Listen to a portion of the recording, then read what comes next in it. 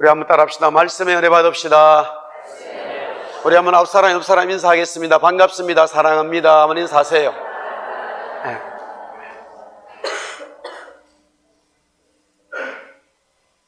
기도, 성령, 그리고 정인이라고 하는 이런 주제로 주일날마다 또 말씀을 나누고자 합니다. 특별히 금요 기도회에 오랫동안 기도라는 것, 성령이라는 것, 정인이라는 것을 많이 말씀을 드렸고 각각의 주제 자체가 다 중요합니다.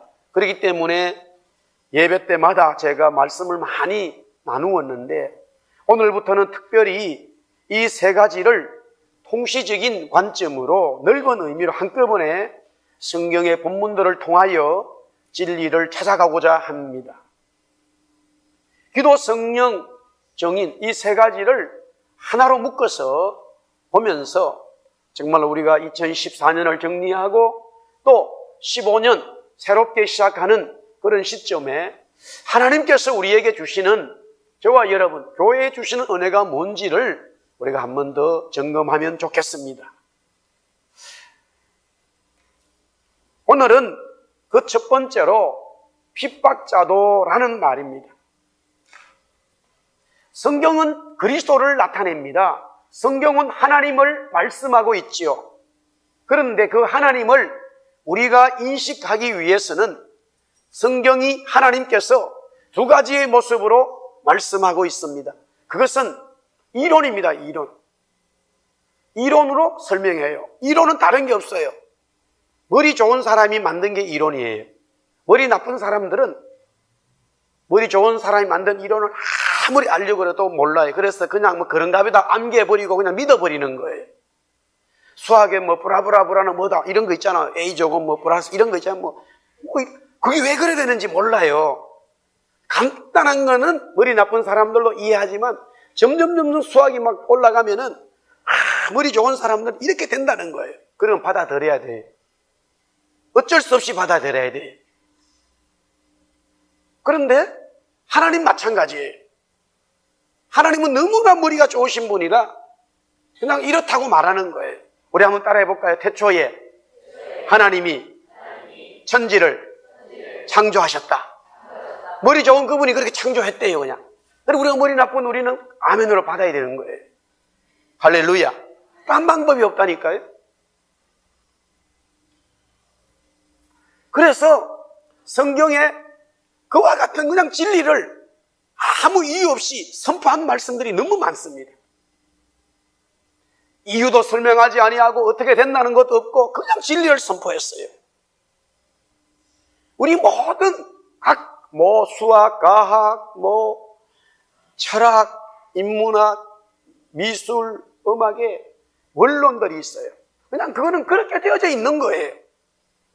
또한 한 방편으로는 하나님이 우리에게 조금 더 이해해 주시기 위해서 그런 진리를 갖다가 현장을 통하여 설명해 주고 있습니다. 이것은 대학에서 이론을 배운 이후에 현장에서 그 배운 이론 가지고 실습이라고 하는 현장을 보는 거죠. 자동차를 배우면은 자동차의 원리가 뭔지, 엔진이 뭔지, 미션이 뭔지 원리를 다 배워요. 그리고는 현장에 가가지고 그것이 어떻게 생겼는지 수리해보고 공부하는 거예요. 목사님이 고등학교 때 공업이라고 하는 그런 과목이 있어요. 근데 거기에 자동차가 나왔는데 선생님이 막 엄청 설명하는데 자동차를 본 적이 별로 없어요. 뭔지를 모르겠어요. 큰 트럭들이 달리고 하지만 그 시골에 자가용 가질 사람이 한 명도 없어. 그러니까 우리가 본 것은 큰 버스하고 큰 트럭밖에 없는데 그것도 뜯어볼 수가 없어요. 그러니 전혀 알 수가 없죠. 이론은 머리에 공부하지만 실제로 모르니까 머리에 남지 않는 거예요. 하나님께서도 말씀하신 진리의 말씀을 어떤 상황을 통해서 사람을 통해서 설명해 주고 있어요. 아브라함, 이삭, 노아, 모세, 요셉, 다니엘, 다윗 이런 사람들을 통해서 자기의 진리를 계속적으로 현장에다 심어놨어요. 기도, 성령, 그리고 정인이라고 하는 것도 제가 두 가지 방법으로 계속 성경을 찾아가면서 이 진리를 나누고자 합니다. 오늘은 먼저 현장에 있었던 프랙티쿰, 이 사울이라고 하는 이 사람을 통해서 우리는 이 사건을 통해서 먼저 접근해 보면 이론보다는 조금 더 이해하기가 수월하다 싶습니다. 기도는 하나님의 사람이 창조주와 구원자인 하나님과 소통하는 것이고 교제하는 것입니다. 그러하기에 넓은 거시적인 안목으로 보면 하나님의 사람이 하나님과 교통하는, 교제하는, 소통하는 그 모든 행위들을 기도라고 보면 됩니다. 그렇게 하고 있는 사람을 가르쳐 우리 한번 따라합시다. 기도의 사람이라고 말하지요. 이런 하나님과 성도, 기도하는 사람이 관계를 가지고 있어요. 교제합니다. 소통합니다. 그런데 자신의 생각이나 육신으로 계속 하나님과 교제하고 교통하려고 그러면 될 수가 없지요. 왜냐하면 로마서 8장 6절에 육신의 생각, 자신의 육신의 생각은 사망이고 영의 생각, 성령의 생각은 바로 생명이고 평안이기 때문에 우리가 하나님과 교제하고 교통하는 기도가 내 생각이 아니라 성령의 생각으로 가야 된다는 거예요. 영의 생각으로 가야 된다는 거예요. 그러니 당연히 기도하는 사람은 성령의 사람이 되는 거죠. 따라합시다. 기도하는 사람은 성령의 사람이 된다. 여기 성령의 사람은 영의 사람을 말하는 거예요. 기도가 깊어지면 깊어질수록 성령의 생각을 따라가는 거예요. 기도가 깊어지면 깊어지는데 계속 자기의 생각을 따라간다. 기도가 깊어지지 않는 거지요. 자기의 삶이 깊어지는 거예요. 자기 육신의 소욕이 점점점 커지는 거예요. 그렇기 때문에 정말로 성령에서 말하는 기도의 사람은 하나님의 성령의 사람과 연결되어질 수밖에 없다는 거지요.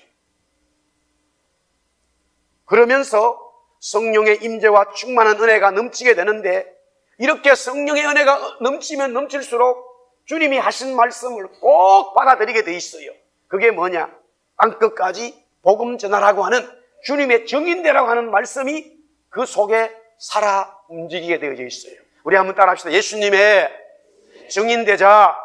성령의 사람은 예수 그리스도의 복음을 전하는 정인의 삶을 살 수밖에 없어요.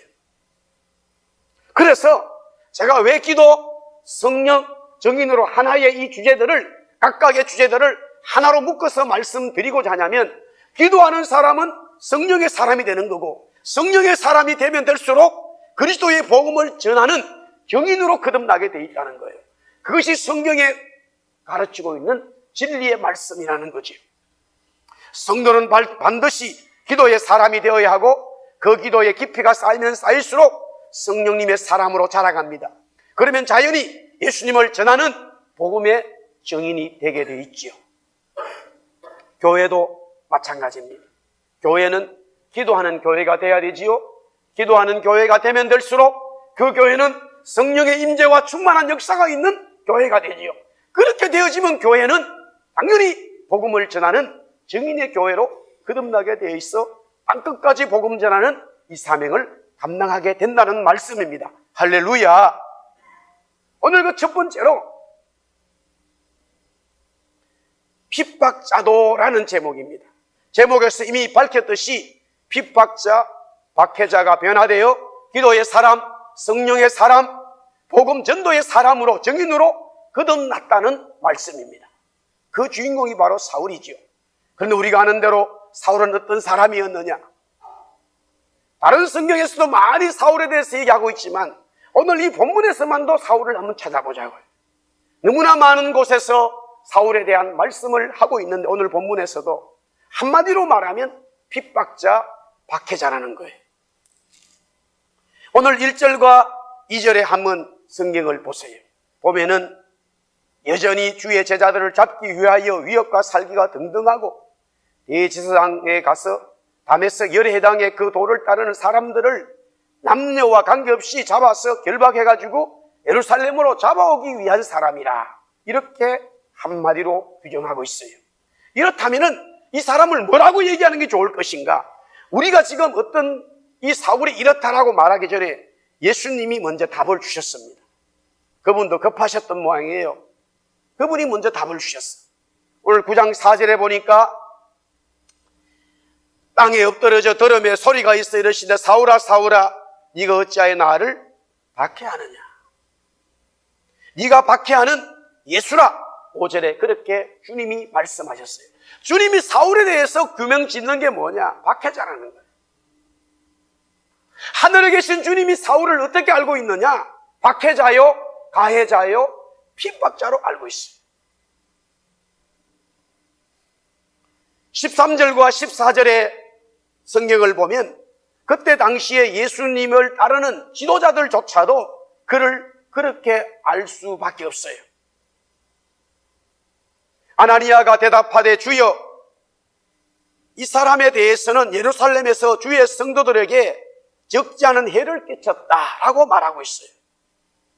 그러니까 예수님을 믿는 지도자들조차도 이 사울에 대해서 가해자, 박해자라 그렇게 말하고 있다는 거예요. 그뿐만이 아니지요. 모든 백성들이 다 그렇게 알고 있습니다. 21절 말씀해 보세요. 듣는 사람이 다 놀라 말하되 이 사람이 예루살렘에서 이름을 부르는 사람을 멸하던 자가 아니냐. 그렇게 말씀하고 있죠. 그러니까 정리하면은 하늘에 계신 하나님도 하늘에 계신 예수님도 사울이 가해자, 박해자라는 걸 알고 있고 이 땅에 사는 모든 그리스도인들도 사울이 그런 박해자, 가해자는 사람이에요. 한마디로 말하면 우리 예수 믿는 사람들 죽이는 아주 나쁜 놈이다 이 말이지요. 너무 제가 좋은 표현을 썼어요. 사울은 예수님과 원수입니다. 교회를 무너뜨리는 자예요. 성도를 죽이는 자입니다. 그런데 이런 사울이 기도의 사람, 성령의 사람, 예수의 사람 증인으로 거듭났습니다. 어떻게 이런 일이 일어날 수 있을까? 오늘 사도행전 9장 3절에서 6절에 보니까 그 원인이 나타나 있어요.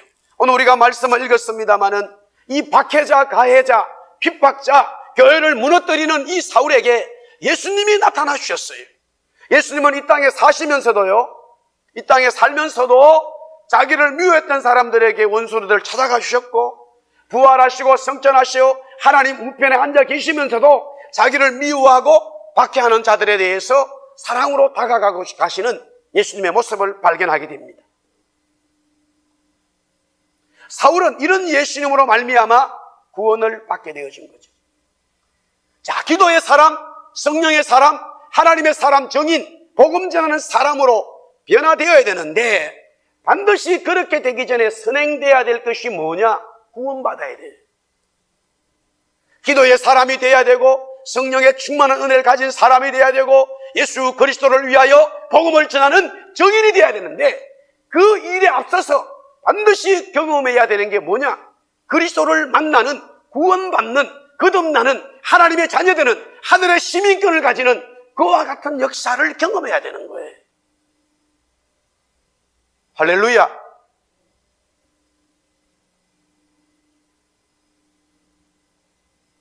한국에는 지금 수능 시험이 끝나고 65만 명이라고 하는 학생들이 어느 대학으로 갈까? 분주하게 움직이는데 더 바쁜 분들이 있어요. 그 학생들보다. 누가 더 바쁠까요? 엄마들이 더 바빠요. 바쁘더라고. 자기들이 막 학교 앞에 가가지고 막 죽지고 야단이에요.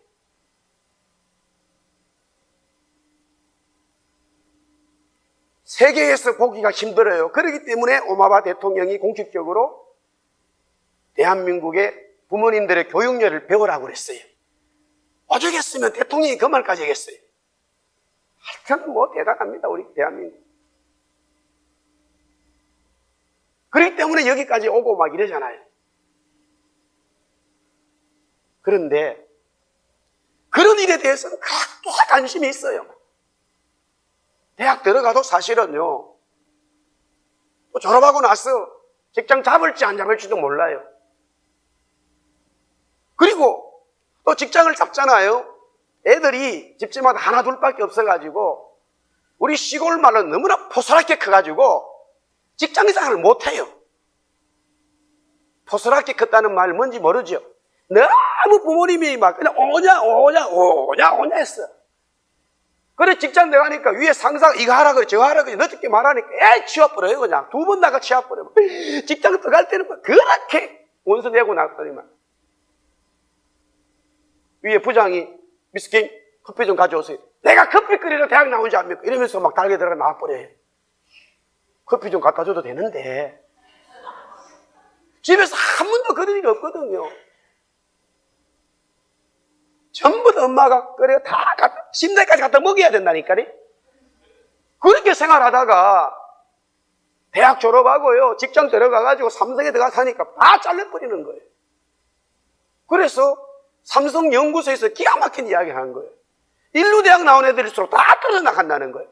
지방에서 올라온 애들은 어이구 감사하고 뭐 열심히 일한대. 걔는 잘리면 진짜 갈 데 없어요. 그런 일은 그렇게 우리 관심이 막 하여튼 세계 1등이라. 세계 1등. 그러나 정말로 성경은 무엇을 관심을 두라고 말씀하는지 아십니까? 성경은 무엇을 우리에게 가르치고 있는지 아십니까? 무엇을 우리로 하여금 무엇에 관심을 두고 살아라고 말씀하고 있는지 아십니까? 구원받아라는 거예요. 거듭나라는 거예요. 예수 믿고 구원받아라는 거예요. 할렐루야. 거기에 도시락 싸고 다니라는 거예요. 그 구원받기 위해서, 은혜받기 위해서 모든 것 팽개치고 구원의 말씀 들으라는 거예요.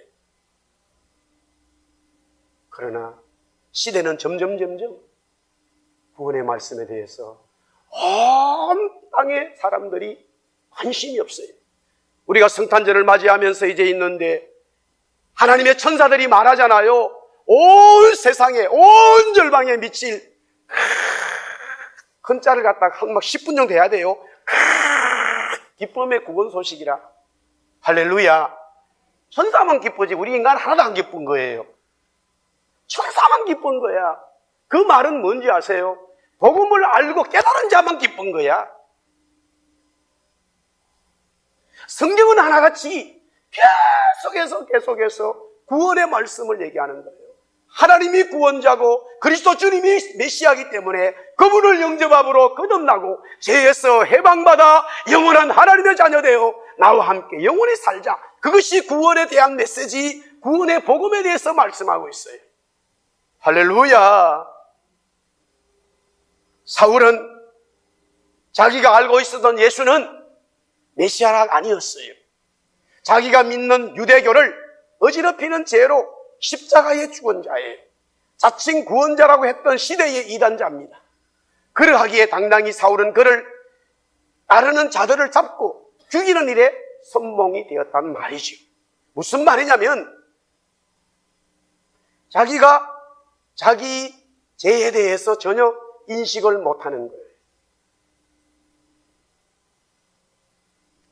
지금 한국에 우리가 캐나다에 살지만 우리의 뿌리는 대한민국이고 아직까지 그래도 또 법적으로 영주권만 가지고 있는 분들도 있고 또 캐나다 시민권을 가졌다더라도 우리는 대한민국 사람인 것인 걸 부인할 수가 없지요. 대한민국 사람이 아닌 모양이죠. 대답도 안 하시고. 맞죠? 예, 맞아요. 맞기 때문에 대답 안 하신 건데 지금 막 전국을 돌아다니면서 북한에 대해서 김정은이에 대해서 찬양하는 막 집회를 해요. 대한민국 정말로 굉장히 민주주의 된 나라예요. 그래도 돌아다닐 수 있으니까. 그러니까 탈북자들이 대한민국에 와서 살고 있는 탈북자들이 하도 열받아가지고요 이렇게 얘기한 거예요. 당신들 말에 그렇게 북한이 좋고 공산주의가 좋으면은 김정은이가 좋으면은 가서 살아봐라. 가서 살아라. 산다는 말을 안 하더라고요 또. 군인이 내륙에 있는 북한 군인이 그냥 이렇게 있다가 퍽 쓰러져서 가지고 막 헤매. 치료하려고 하면 죽어버렸어. 왜 죽느냐? 요드라고 하는 이 에너지, 우리 그 영양소지요. 요도라고 하는 에너지가 없어서 죽는 거라. 그게 어디에 많이 있냐면 다시마, 미역, 바다에 있는 그런 해초류에 많이 있고, 그 다음에 특별히 육지에는 달걀에게 있어요. 계란을 먹어야 돼. 한 달. 계란 하나씩 먹어야 되는데 그 탈북에 장교 하는 말이, 그 장교가 하는 말이요, 자기 월급이 130원인데 한 달 월급이 장교라. 이분이 장교, 병사도 아니야, 높은 사람이라 130원인데 계란 하나 사려고 하면 100원 줘야 된대. 그래서 못 사 먹는 거예요. 그 요도라는 것이 영양소 없어가지고 그냥 죽어버려요. 그런데 가서 살아보지 그러면.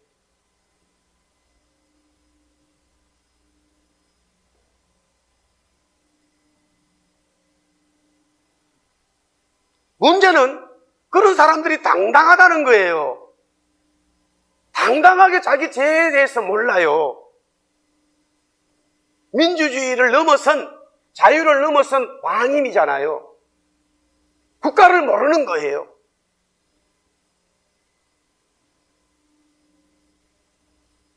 여당이다 야당이다 정치적인 사상하고는 다른 이야기예요. 이거는 어떤 정치에 대해서 내가 동의할 수 있고 동의하지 않을 수 있어요. 그러나 공산주의 근본적으로 북한의 이 공산주의는 공산주의도 아니고 특별히 우리 기독교 문화하고는 맞지를 않아요. 제가 지금 방공 연사로 온 것 같네, 가만히 보니까. 그런데 그렇게 외치는 사람들이 제 의식을 몰라. 왜 그런지 아세요? 자기들이 믿는 그 나름대로가 맞다라고 생각하기 때문에 그런 거예요. 사울은 예수님을 믿는 사람들을, 스데반을 우리가 죽인 장본인 줄 알아요. 아무 재책의식이 없어요. 옆에서 당신이 스데반 죽였어. 예수 믿는 사람이 아무리 얘기해도 그거는 자기가 믿는 신앙이 있었기 때문에 당연히 해야 할 일이라고 받아들였어요. 거기서 끝난 게 아니지요. 대제사장들과 서기관들, 바리새인들, 지도자들이 사울을 불러가지고 보낸 게 아니에요. 파송한 게 아니에요. 자칭 자기가 파송해 달라고 나선 거예요. 그러면 현실적으로 해석을 해보면은 실제적으로 그렇게 역사가들이 말하지요. 그때 당시에 사울을 가르칠 수 있는 사람은 아무도 없대요. 그 말은 뭐냐면 그가 고집스러워서 그런 게 아니라 사울은 최고의 학문에 올라가 버렸어요. 나이에 걸맞지 않게 최고의 천재가 되어버렸어요. 단지 자기보다 나이가 많은 어른, 또 자기보다 지위가 높기 때문에 인정해 준 것뿐이지 그들조차도 사울에 대해서 가르칠 수가 없어요. 당대의 최고의 유대 학자가 되어버린 거예요. 그렇기 때문에 자기가 나서서 그 공문을 받아달라고 했을 때에 자기보다 나이가 많고 지위가 높은 대제사장들이 그냥 사인해 준 거예요. 엄청난 사람이에요. 그런데 이게 웬일입니까? 자기가 알고 있던 그 요셉의 아들, 목수의 아들 예수가 청년 불량자 같은 이 이상한 청년이 분명히 십자가에 죽었기 때문에 그걸로 끝난 줄 알았는데 그분이 살아있어요. 그분이 살아있어. 지금 사울의 인생에 변화가 일어난 거예요. 한마디로 말하면 사울은 그때에 구원받았다는 거예요. 우리 인생에서 제일 중요한 것은 구원받는 은혜가 반드시 있어야 됩니다. 내가 이 땅에 살아가면서 어떤 일을 하면서 힘들고 다른 것 생각지 마시고 정말로 골방에 앉아서 골방에 무릎을 꿇고 주님, 제가 구원받은 사람입니까? 구원받은 하나님의 사람입니까? 제가 정말로 거듭났습니까? 정말로 주님의 자녀입니까? 물어보세요. 구원받아야 해요. 구원받은 사람을 하나님의 사람이라 말하고 구원받은 사람을 교회라고 말하고 구원받은 사람을 하늘나라의 시민권을 가졌다라고 말하지, 교회라고 하는 공동체 속에 있어도 구원받지 않으면 다 가라지라고 성경은 말하고 있어요. 지금 사울은 그가 알고 있었던 메시아는 그 예수가 아니었기 때문에, 그러나 다마스쿠스 가는 도중에 만난 그 예수 통하여 구원의 은혜를 경험하게 되어졌다는 사실이에요. 기도의 사람, 성령의 사람, 하나님의 사람 정인되기 위해서 반드시 거쳐야 되는 제일 중요한 기본 베이직이 뭐냐? 구원받아야 된다는 말이에요.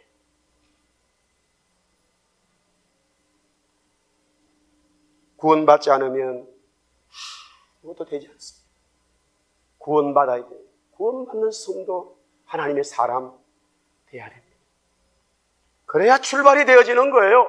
그때부터 출발이 되는 거예요. 그래서 사울은 오늘 기도의 사람이 됩니다. 첫 번째로 기도지요, 기도.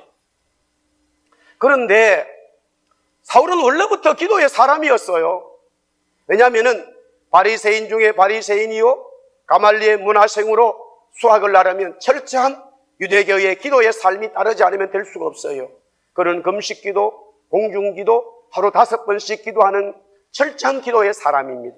그러나 그는 기도가 무엇인지를 모르는 사람이에요.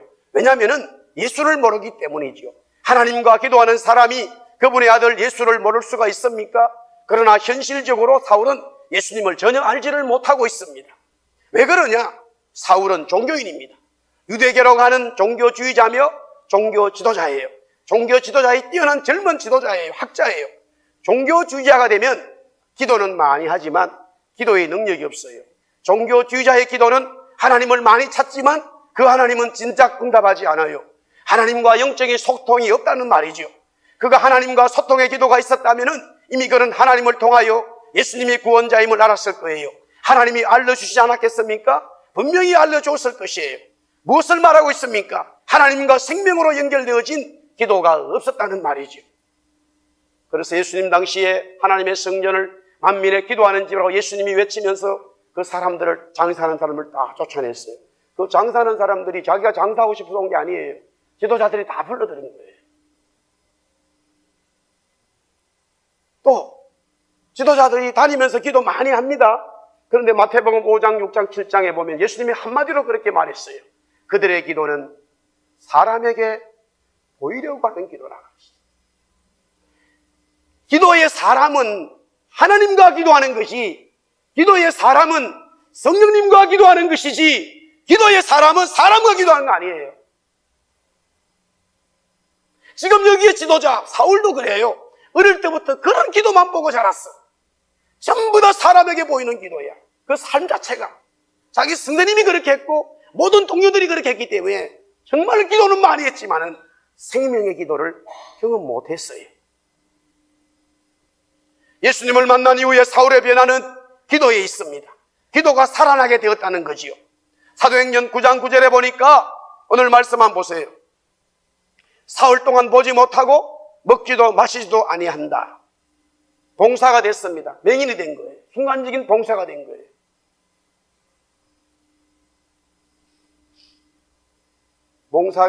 원래 봉사가 눈을 뜨면 너무 좋은데 멀쩡한 사람이 봉사되면 진짜 힘들어요. 말 못하는 사람이 말을 하게 되면 너무 좋을 거예요. 그러나 원래 말했던 사람이 말 못하면 1시간이 죽을 시간입니다. 전에 우리 전정용 목사가 하여튼 하루 말 못하는 덩어리가 됐어요. 멀쩡한 사람이 하루 말 못하게 되니까 정말로 힘들어요. 본인이 말을 하고 싶어서 해도 말이 안 나온다니까. 사울이 보고 싶어서 안 보여줘요. 봉사돼버린 거예요. 하나님이 역사하신 거예요. 그러면서 앞도 보이지도 않으니까 물도 안 마시고 음식도 안 먹고 있다 이거예요. 단순히 그냥 단식, 금식이 아니라 기도했다는 말이죠. 왜냐하면 11절 말씀 보세요. 주께서 이르시되 일어나 집가로 하는 거리로 가서 유다의 집에 5 사람 사울을 보라 그러죠. 그가 기도하는 중이다. 보지 못하고 물과 음식을 먹지 못하고 있는데 그냥 있는 게 아니라 사울이 기도하고 있다. 그래서 금식 기도하고 있다라고 우리는 말씀드릴 수 있죠. 기도의 사람이 된 거예요. 우리 한번 따라합시다. 기도의 사람 되자. 사울이 기도의 사람으로 바뀐 거예요. 지금까지 금식 많이 해봤어요. 그러나 전부 다 사람에게 보이는 건데 이것은 골방에서 지금 사람에게 보일 수 없게 되어버렸어요. 주님이 그 다마스코에서 나타나가지고 이 사울아 찾아와 주신 거예요. 사랑을 주셨어요. 구원을 주셨어요. 그의 새로운 인생 역사에 변화가 일어났어요. 그러니까 진짜 금식하면서 주님과 교통하는 교제의 금식 기도가 일어난 거예요. 그렇기 때문에 그런 기도의 사람이 되면 오늘 이 본문을 통해서 보면 두 가지의 변화가 있어요. 정말로 기도가 거듭나서 기도의 사람으로 되어가면 어떤 모습으로 가느냐, 뭐 방언한다, 무슨 예언한다, 그런 거는요 얘기할 수준이 아니에요. 제가 방언을 못하기 때문에 얘기하는 게 아니에요. 제가 예언을 못하기 때문에 얘기하는 게 아니에요. 기도하면 뭐 좀 방언하고 예언하면 막 그게 다인 줄 알고, 정말 오늘 본문에서 기도의 사람이 변화되는 첫 번째 중요한 단초가 뭔지 아세요? 한번 따라할까요? 내가 하는 게 아니라 하나님이 하시는 것을 알게 된다. 기도의 사람. 사울은 모든 것을 자기 중심의 결정입니다. 그거 말씀드렸잖아요. 대제사장들이 사울 보낸 거 아니에요. 본인이 자칭해서 온 거예요. 그 정도로 열심히 있고 법이 확실해요. 원칙이 대단한 사람이에요. 자기가 다 결정하고 움직이는 스타일이에요. 누가 해도 말 듣지 않아요, 이런 사람은. 그런데 기도의 사람이 되니까 자기 육신의 소욕은 죽어들고 예수의 성령님의 소욕이 나타나서 성령의 인도하심을 받게 되는 거예요. 지금 아나니아가 안수하는 환상을 사울이 봅니다. 12절에 보세요. 12절에 보니까 그가 아나니아라는 사람이 들어와서 자기에게 안수하여 다시 보게 하는 환상을 보았다라고 되어 있어요. 여러분들 이 말씀이 그냥 단순하게 느껴지지만 사울의 입장이 되면 그렇잖아요.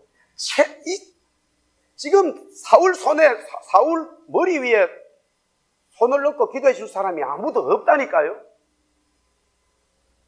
워낙 뛰어난 사람이라 그 사람은 이제 받을 사람이 없어요. 자기가 남들을 기도해 줘야 되지.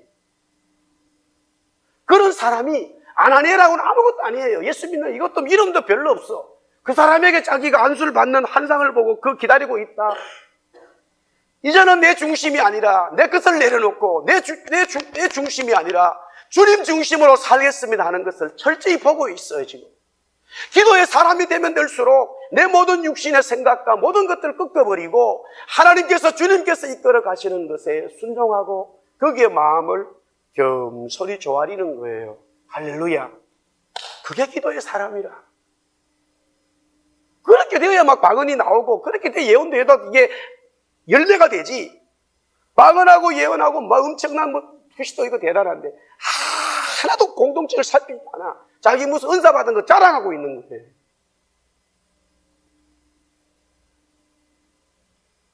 기도가 되면 될수록 그게 겸손함. 우리 한번 따라서 겸손합시다.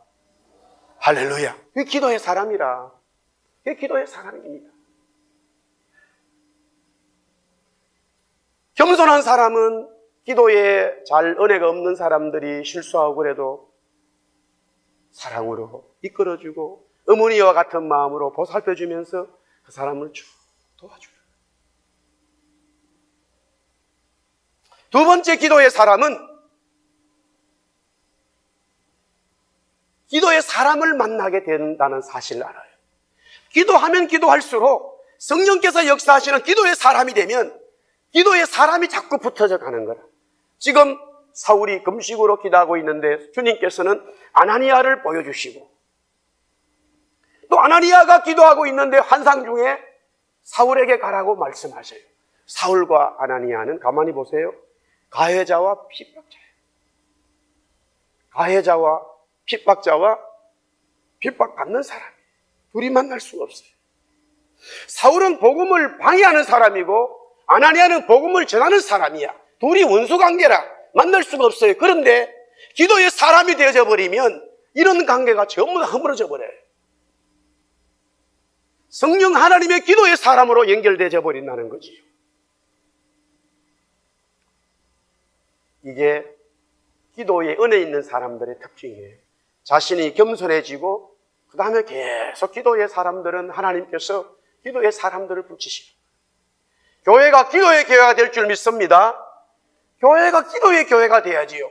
그래서 하나님은 계속 성도들을 기도의 사람으로, 기도의 성도로 교회를 만들어 가시는 거예요. 사울은 성령의 사람이지요. 기도가 깊어지니까 당연히 성령 충만한 은혜가 임하게 되어집니다. 오늘 17절 말씀 보세요. 예수께서 나를 보내어 너로 다시 보게 하시고 성령으로 충만하게 하신다. 기도가 깊어지면 깊어질수록 성령의 인재와 은총이 임하게 되는 거예요. 그래서 성령의 사람 되는 거죠. 우리 한번 따라합시다. 성령의 사람 되자. 할렐루야. 당연히 교회도 성령의 교회 돼야 돼요. 성령님이 임재하시고 역사하시는 교회 돼야 되지요. 그러면서 오늘 여기에 18절에 보니까 즉시 사울의 눈에서 비늘 같은 것이 벗어서 다시 보게 되었다. 지금 3일 동안 보지를 못하는데 보게 되어지는, 이 아나니아를 통해서 보게 되어지는 은혜를 입게 되어집니다. 단순히 육신적인 이 눈이 뜨여진 것도 사실이지만 조금 더 성경은 이 눈이 떠여졌고 비늘이 벗겨진 것은 성령을 통하여 성령의 눈이 밝아진 거예요. 기도가 깊어지면 성령이 임재되어지는데, 성령의 임재되어지면 하나님 나라, 하나님의 구원의 역사가 영안으로 늘려지게 되어 있어요. 영안으로 보여지게 되어 있어요. 기도가 깊어지면 기도의 사람은 반드시 성령의 사람 되는데, 성령의 사람은 성령 충만 은혜 받은 사람이지요. 성령 받은 사람들은 계속적으로 하나님의 나라가 보여지는 거예요. 내 육신에 가려졌던 모든 이 육신의 안목들이 사라지고 성령이 보는 하나님의 나라, 그리스도의 이름이 높여지는 하나님의 거룩한 역사가, 복음의 역사가 보여지는 거예요. 할렐루야. 마지막으로 성령의 사람은 당연히 그리스도의 사람, 하나님의 사람, 정인으로 거듭나게 되어집니다. 오늘 19절에서부터 22절에 보니까 하나님의 아들이심을 전파하고 복음을 전하는 정인으로 거듭나는 거예요. 사람들이 깜짝 놀랐어요. 이 복음을 전하는 이 정인, 그리스도의 정인에는 반드시 고난이 따라온다. 그래서 15절의 말씀에 보니까 16절 우리 한번 읽어볼까요? 16절 다 같이, 16절 한번 읽어봅시다. 다 같이 시작. 그가 내 이름을 위하여 얼마나 고난을 받아야 할 것을 내가 그에게 보이리라. 정인되면, 우리는 이제 정인으로 살아가야 되는데 정인되면 고난이 따라와요. 그러나 그 고난은 우리가 받아야 될 일이다. 오늘 본문은 읽지 않았습니다만 23절에 보면 여러 날이 지나며 유대인들이 사울을 죽이기로 공모했다라는 말씀이 있어요. 복음의 정인으로 거듭난 사울에게 죽음이 다가오고 있는 거예요. 그래도 아랑곳하지 아니하고 정인으로 살아가는 영적인 아이디를 확실히 가지게 된 하나님의 사람, 정인으로 거듭났어요. 사랑하는 성도 여러분, 우리는 기도의 사람, 성령의 사람, 하나님의 복음을 전하는 정인으로 거듭나야 될 줄 믿습니다. 우리 교회는 기도하는 교회 돼야 되고 성령님이 임재하는 교회 돼야 되고 복음을 전하는 교회 돼야 될 줄 믿어요. 그것이 고난과 여러 가지 어려움이 있다 하더라도 내 영적인 아이덴티티가 흔들리지 아니하고 어떤 일이 있더라도 주님 주신 이 사명을 위해서 전진하는 하나님의 교회 돼야 될 줄 믿습니다. 에드먼톤 가기 전에 제가 그 금요일 날 웃기는 이야기 하나 했는데 그래도 못 들은 사람이 있어서 또 하고 마칠까 생각합니다. 서울에서 어떤 할머니가 이제 비행기를 탔어요. 김포공항에서 비행기를 탔는데 광주 가는 비행기 탔어요. 그래서 보통 1시간이면 도착하잖아요. 보통 1시간 정도. 그런데 중간에 화장실을 갔습니다. 화장실 가서 볼일을 보고 나오는데 거기가 아마 1등석 자리가 한 뭐 10개가 있든지 있으면 뭐. 근데 앉은 사람이 두세 사람밖에 없어. 1등석 자리가 많이 비었어요. 그래서 자기가 뭐 거기 앉아버렸네. 그러니까 스튜디오사 와가지고 할머니 여기 앉으면 안 돼. 할머니 자리 돌아갔어요. 무슨 소리? 저기는 내 자리 막 너무 복잡하는 거야. 중간에 앉아있어요. 꼼짝도 못하겠다는 거라. 자리가 이렇게 많이 비었는데 왜 나보고 쫓아내냐고 막. 이거 막무가내예요. 그래서 스튜디오사가 아무리 얘기는 안 되는 거라. 근데 그 옆에서 중년 신사가 무슨 뭐 기업의 회장님인지 사장인지 몰라도 하여튼 1등석 자리가 얼마나 좋아요. 다리를 쭉 삐쳐가지고 신문을 내보고 있다가 막 둘이 싸우니까 한참 싸우니까 할머니에게 아무리 봐도 할머니가 안 되잖아요. 그러니까 할머니의 귓속말로 뭐라고 얘기했어요. 그러니까 할머니가 뻘떡 일어나더니 자기 자리로 가더래. 그래서 하도 신기해서 우리 교대에 스튜디오스가 있습니다. 우리 스튜디오에서 물어봤어. 아이고 아저씨 무슨 말 했냐고. 그러니까 아저씨가 이랬더니 뭐 별말 한 게 없다고. 근데 무슨 말 했냐고. 그러니까 여기 앉아있으면 부산 간다고 그래 얘기했대. 우리 이쪽 잘 몰라요. 부산 간 잘 모르기 때문에. 비행기 뜬 비행기가 무슨 뭐 버스나 기차처럼 뭐 중간 들렸다 갑니까? 제가 왜 이 이야기를 자꾸 하는지 아세요? 사울 보세요.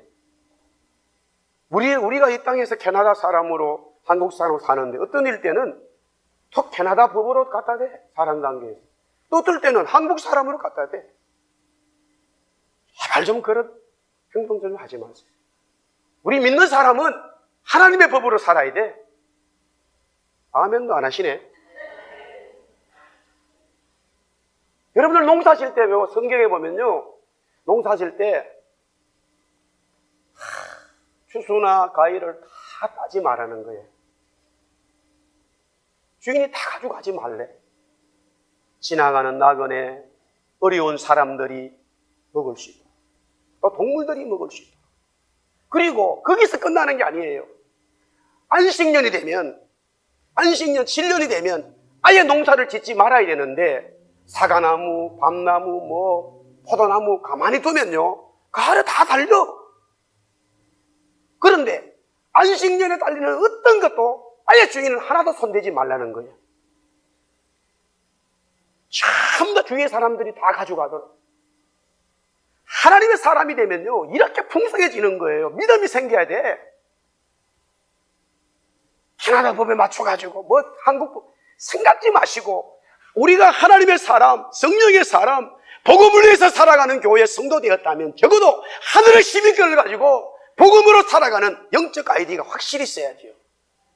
광주 가는 비행기 타놓고 부산 간다고 이런 생각이 없는 이런 할머니처럼 되지 말고 우리의 모든 삶은 영적으로 주님을 바라보고 온 세상을 창조하신 주님의 자녀 되었는데 그 넉넉함과 행복함이 우리 속에서 넘치는 그와 같은 삶이 되기를 주의 이름으로 축복합니다. 우리 다 일어나서 찬송하겠습니다. 우리에게 시간입니다.